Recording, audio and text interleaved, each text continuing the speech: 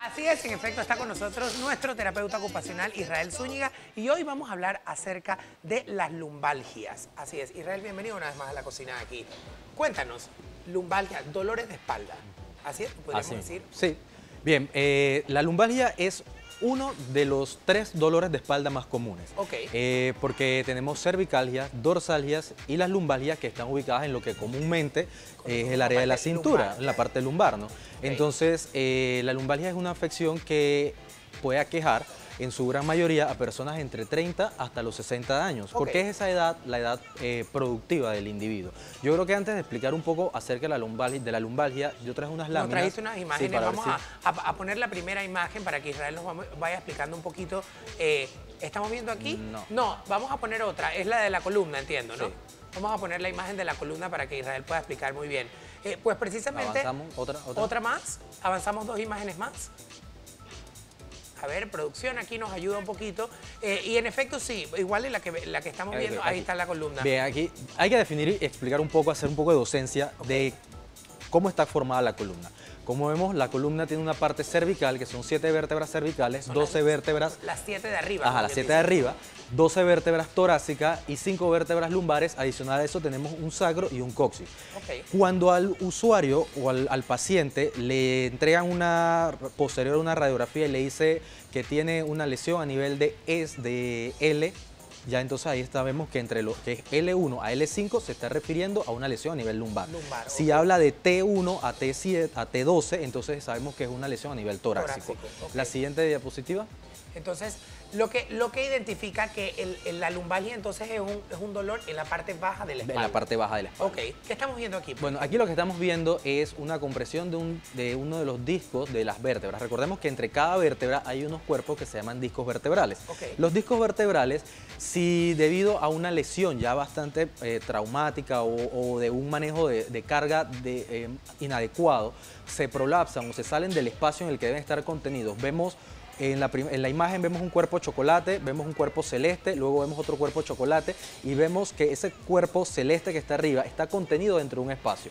El siguiente cuerpo, que es entre celeste y rojizo, entonces ahí vemos que se salió del espacio y recordemos que entre las vértebras hay un canal por donde pasa la médula. Seguro. Esa médula que pasa por allí, al verse comprimida por ese cuerpo, va a causar entonces molestia, que puede ser dolor, adormecimiento o un sinnúmero de otras cosas.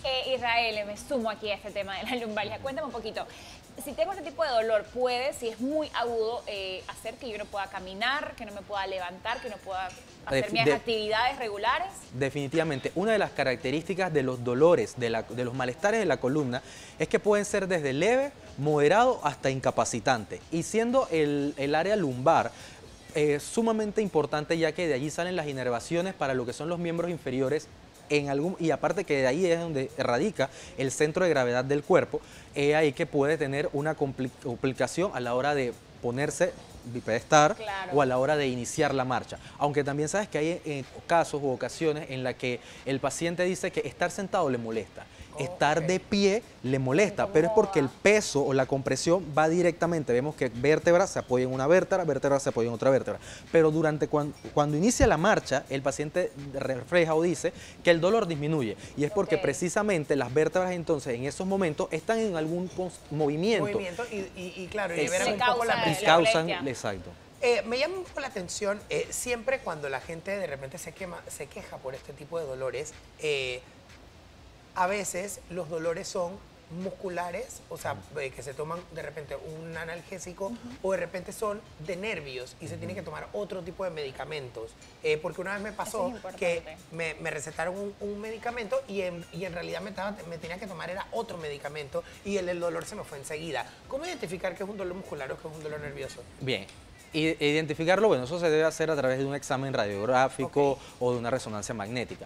Pero explicando eso que tú mencionas, mira, el dolor puede ser ocasionado a nivel muscular o por una lesión ya más profunda a nivel óseo. Entonces, a nivel muscular va a pasar lo que tú acabas de mencionar. Ese va a ser el resultado de una distensión o de un movimiento brusco en el cual con reposo real con el cual con reposo y medicación y ejercicio de estiramiento leve a la semana debe disminuir.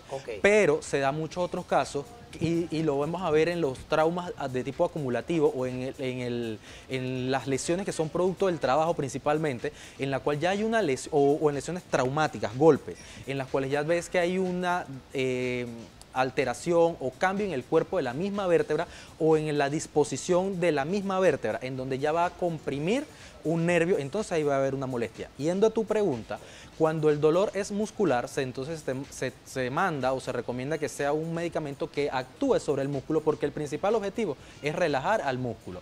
Pero muchas veces ese músculo que está inflamado puede estar causando también una compresión al nivel nervioso. Entonces, si solamente nos concentramos en desinflamar el músculo, todavía puede que quede algo de secuela en el nervio y sigue afectando. Israel, entonces, por eso se recomienda algo con más fuerte. estas publicidades que yo creo que son muy comunes, que sale la persona como que, ay, tengo un dolor en la espalda, voy a tomarme este medicamento porque como lo vi en esa publicidad, pues eso me va a ayudar.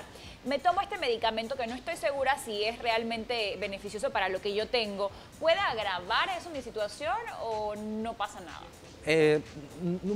Si es un medicamento que se vende en el mercado y cuyo objetivo es desinflamar o aliviar este tipo de afecciones, no debe causar ninguna molestia. Lo importante antes de solo ir a la medicación es tratar de ver cuál es la causante de la molestia. Luego de saber cuál es la causante, entonces que el médico te recomiende, porque ese es otro problema, que ocasionalmente nos automedicamos por lo que vemos en televisión o por lo que te funcionó a ti. Entonces, como tú acabas de mencionar, a lo mejor tu dolor era, a lo mejor la molestia de yo sí era algo muscular y a la vez neurológico. Entonces, yo vengo y me tomo el medicamento que yo sí me mandó y no me causa efecto. Entonces digo que el medicamento es malo. Entonces, claro, hay que yo te quería preguntar, por ejemplo, es muy común y sé que viniste preparado para hablar de esto, que la gente que, ay, me duele la asiática, que no es ninguna asiática, es el nervio ciático. Explícanos un poco ese dolor que se hace muy común y también inclusive creo que hasta más en mujeres que hombres.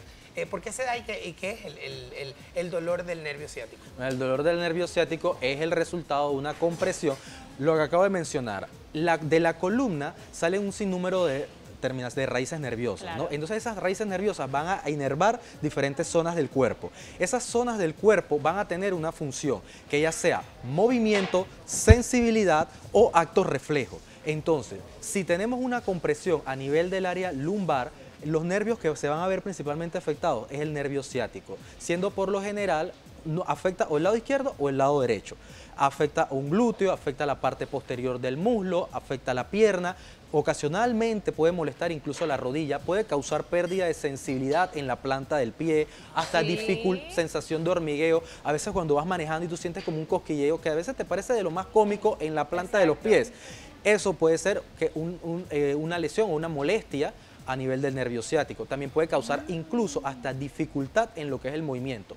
En casos mucho más severos, ya vemos que cuando tú paras a un paciente y le estás haciendo la exploración física, puedes ver que una pierna está más delgada que la otra pierna. Por lo general, siempre el ser humano tiene un lado más desarrollado del cuerpo, y más los conductores, por ejemplo, porque el constante movimiento del embrague hace que desarrolles más la pierna izquierda. Pero tú puedes incluso observar un glúteo más flat que el otro, una pierna más fibrotónica que la otra. Exacto. Claro. Sí. Cuando le haces la exploración física que le pides, entonces un examen de fuerza muscular, y le pides que eleve el pie, tú haces la tracción contraria y descubres que en uno de los dos pies tiene más fuerza que en el otro. Así es. Wow, muchísimas gracias por estar con nosotros, Israel, y siempre darnos esos tips para estar muy alerta, como él siempre lo mencionó. Es fundamental visitar a un especialista, dejar de estar automedicándonos y de estar inventando ahí, ay, yo sí, pásame la pastillita, nada de eso. La pastillita. Muchas gracias, nada de eso. Gracias, Israel, por estar con nosotros. Muchas gracias a ustedes por invitarme siempre.